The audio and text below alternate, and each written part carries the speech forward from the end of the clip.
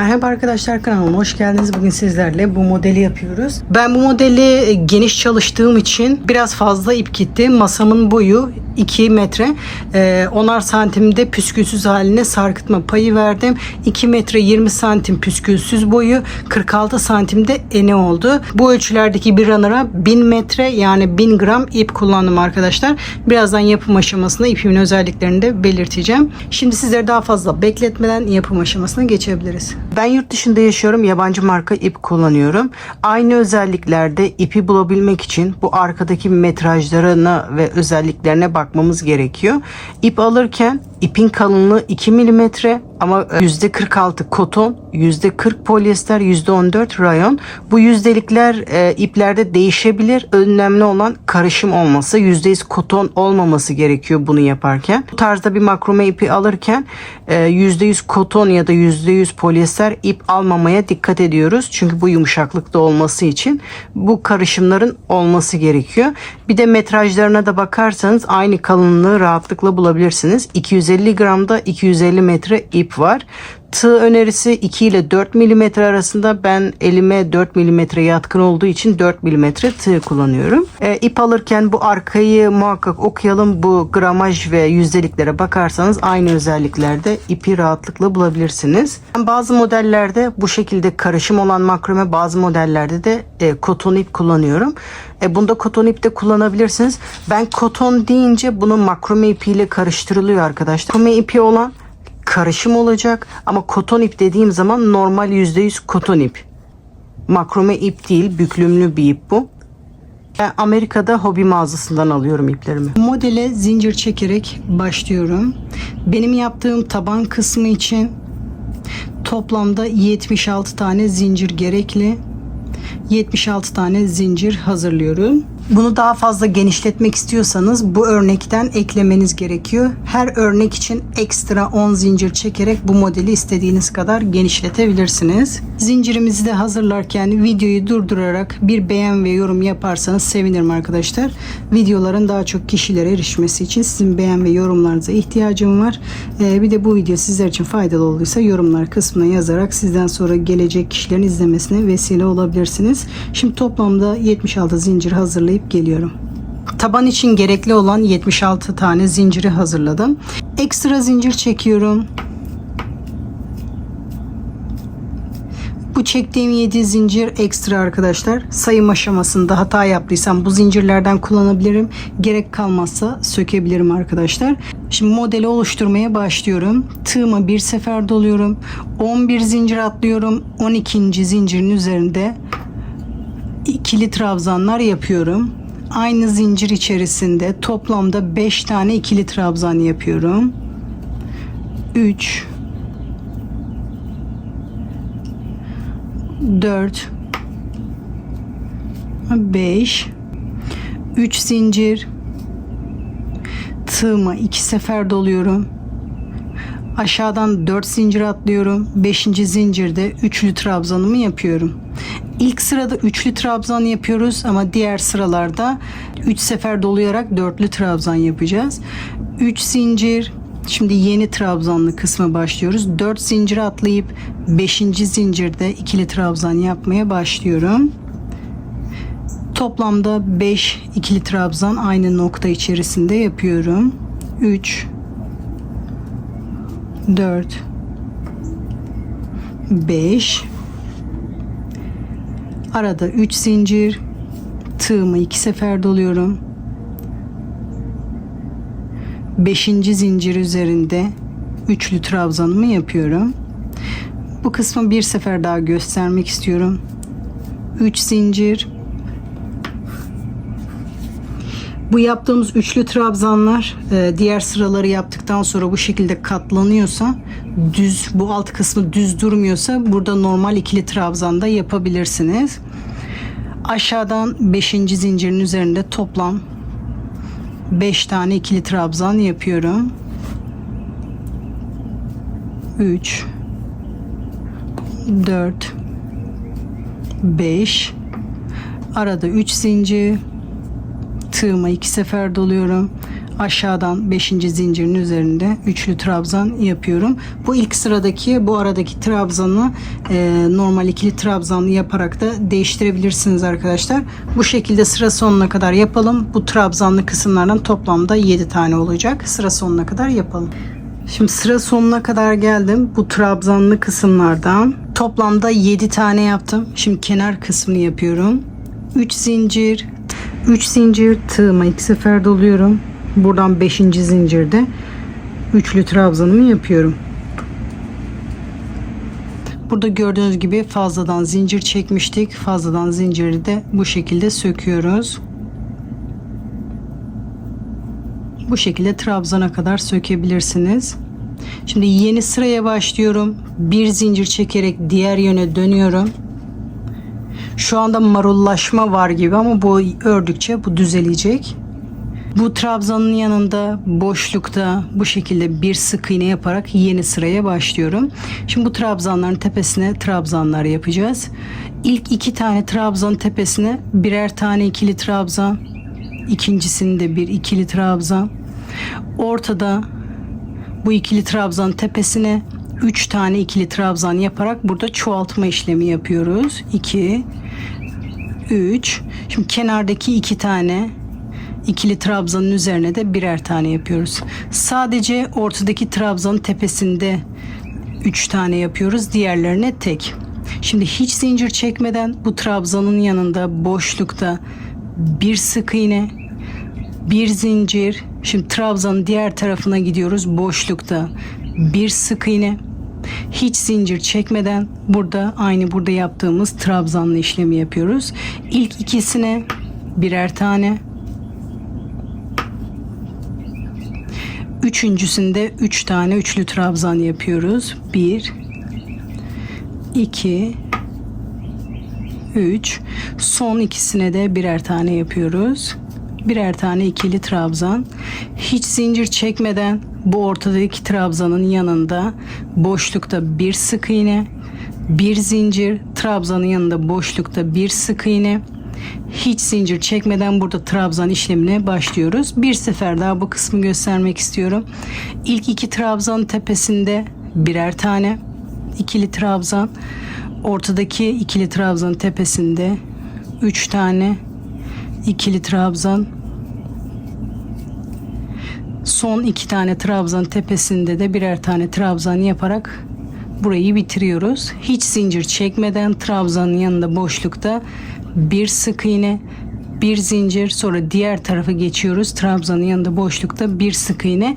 Hiç zincir çekmeden trabzan yapmaya devam ediyoruz. Bu şekilde sıra sonuna kadar yapalım. Sıra sonuna kadar geldim.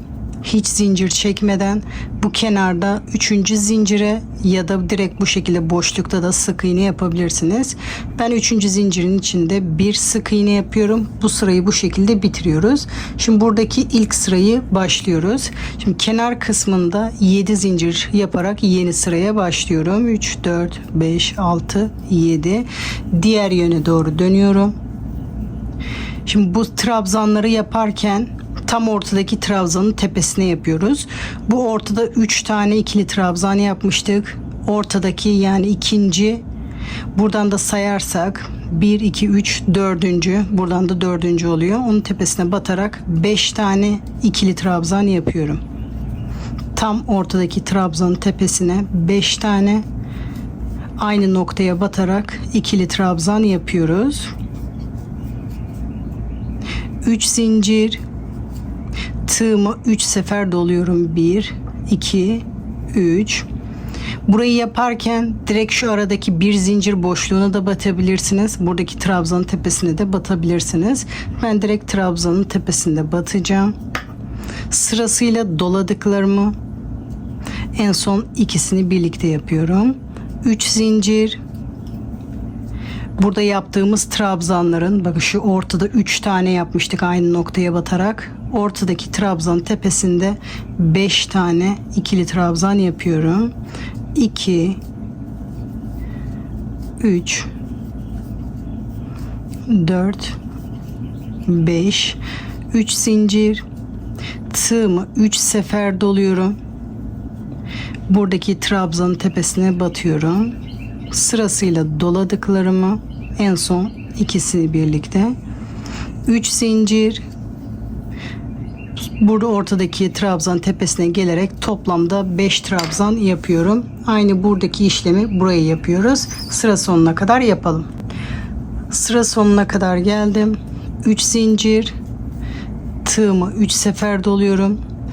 Burada bir zincir yaparak dönmüştük. Oraya da batabilirsiniz. Bu şekilde boşluğa da batabilirsiniz. Hangi görüntü hoşunuza gidiyorsa o şekilde bu dörtlü trabzanımızı yapabiliriz. Önemli olan bu kenarın düzgün durması.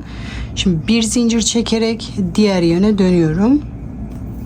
Trabzanın yanında boşlukta bir sık iğne yaparak yeni sıraya başlıyorum. Şimdi sırasıyla ilk iki trabzanın üzerine birer tane trabzan yapıyorum. Ortadaki trabzanın üzerine 3 tane ikili trabzan yapıyorum. Kenardaki 2 tane tekli trabzanın üzerine birer tane ikili trabzan yapıyorum. Sadece bu 3. trabzanın üzerinde 3 tane yapıyoruz. Hiç zincir çekmeden burada trabzanın yanında boşlukta bir sık iğne, bir zincir, sonra trabzanın diğer tarafına geçerek bir sık iğne yapıyorum.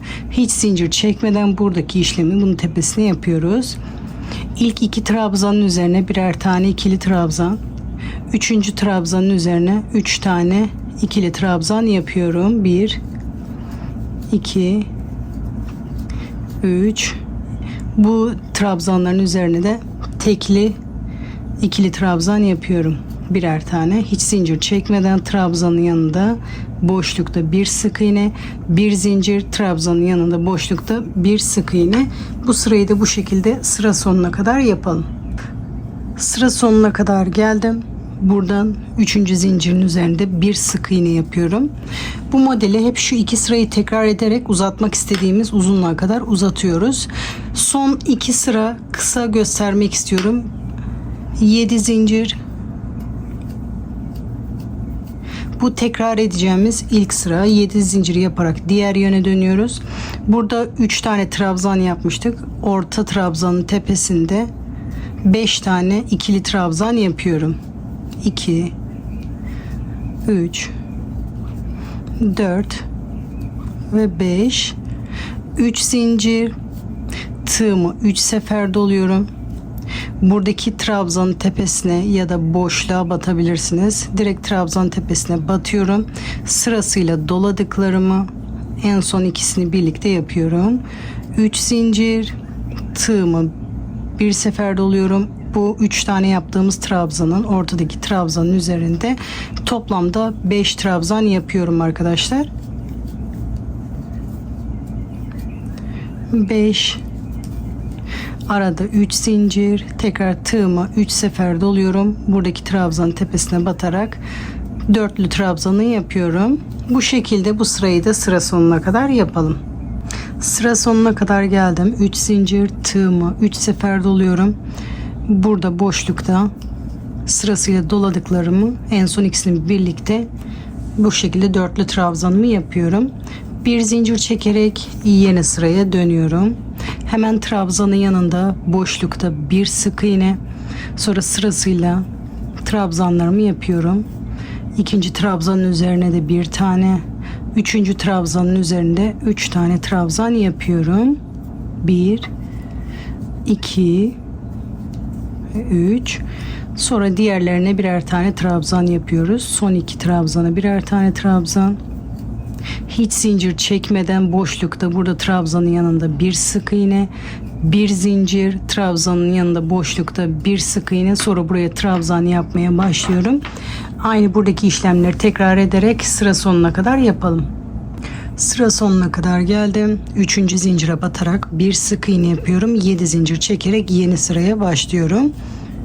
Bu şekilde hep şu 2 sırayı tekrar ederek bunu uzatmak istediğimiz uzunluğa kadar uzatalım. Hala aklımızda soru işareti varsa videoyu geri alarak şu kısımdan tekrar izlemeye başlayabilirsiniz. Bunu uzatıp geliyorum. Son sırayı birlikte yapalım. Örtümüzü uzatmak istediğimiz uzunluğa kadar uzattıktan sonra son sırayı başlangıçla uyumlu olsun diye, şu şekilde başlangıç kısmı ile uyumlu olsun diye şu son sırayı ekliyorum. Eklemek zorunda değilsiniz. Bu şekilde de bırakabilirsiniz.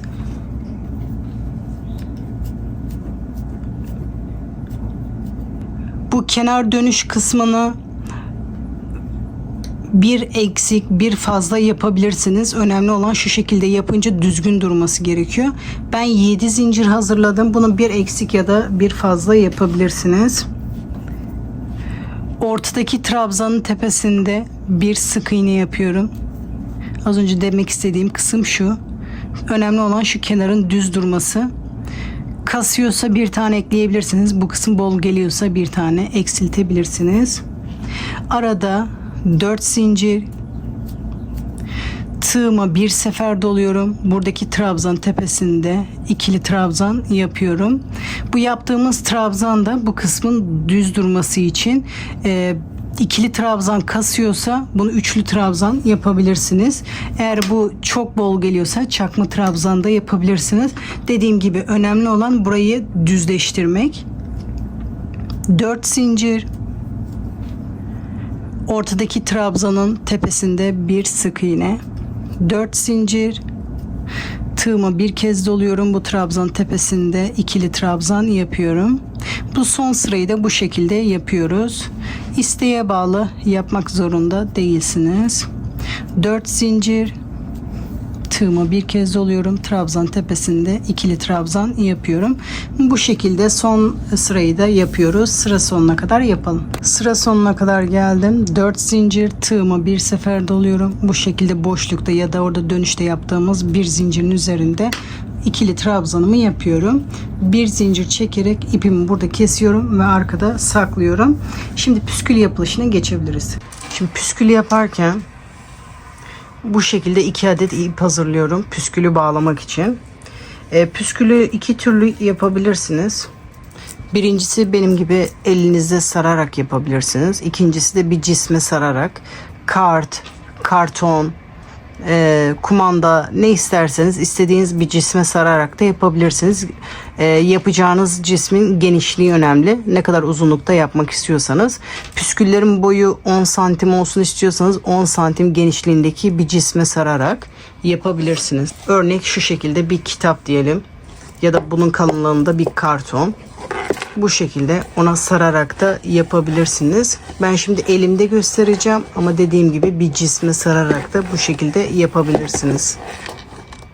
Şimdi ipimi alıyorum. Neye sarmak istiyorsanız onu alın.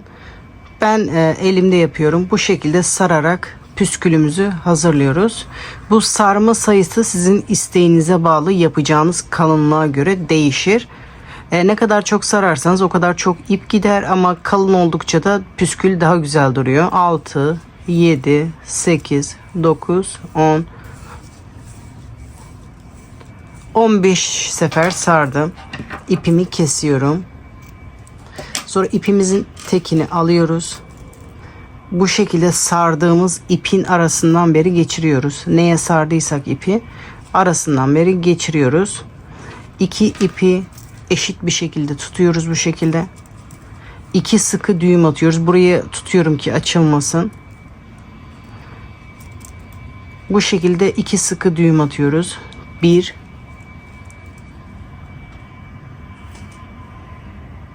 ve 2. Şimdi ilk iple işimiz bitti. Şimdi bağlama kısmına geçiyoruz. Diğer ipi alıyorum. İpin tek tarafını bu şekilde püskülün boyunda tutuyorum. Sonra yukarıdan yaklaşık 1,5-2 santim genişliğinde bir mesafe bırakıyoruz. Bu mesafeyi bütün püsküllerde eşit olarak yapmamız gerekiyor ki bu kısımları aynı dursun. Yaklaşık 1,5-2 santim genişliğinde bir mesafe bırakıyorum. Bu ipimi de sıkıca burada tutuyorum. Şimdi sarmaya başlıyorum. Bir tur yaptım. 2 tur. Bu şekilde 3 tur sardım. Sonra ipin diğer ucunu alıyorum. Daha fazla sarma işlemi yapmak istiyorsanız bu kısımda sarabilirsiniz. Burada da 2 düğüm atıyorum.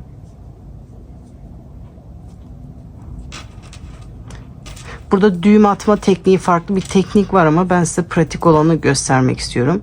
Bu şekilde 2 sıkı düğüm atıyorum. Bunları böyle bırakırsanız bu ipin görüntüsü bu şekilde kötü durur. Bu iplerin daha düzgün durması için bu ipleri bu sardığımız ipin içine doğru çekeceğiz. Bu sardığım ipin arkasından beri tığımı geçiriyorum. Bu sonra sardığım bu ipleri sırasıyla aşağı doğru çektiriyorum. Bu bir. Sonra diğerini.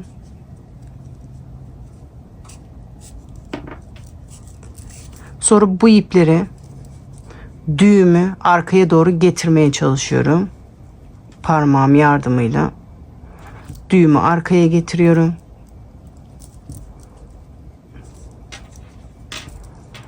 Bu şekilde bunu arka kısma getirirseniz bu şekilde duruyor. Sonra bu ucunu düzeltiyorum. Katlarını açıyorum.